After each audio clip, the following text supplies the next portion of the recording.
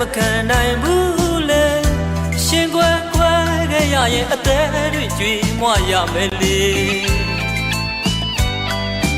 ညနိုးမိတာတယောက်ထဲမို့လေကိုနှလုံးသားမင်းအတွက်ပါပဲလေဘာမဆိုတဲ့ရဲ့လေရာရာပေးစမယ်လေနောက်ဆုံးထွက်တဲ့ချိန်တွေကြည့်မင်းရဲ့အနာမှာနေမင်းပြောဖို့သာဖြည့်သည်ပြပြစေ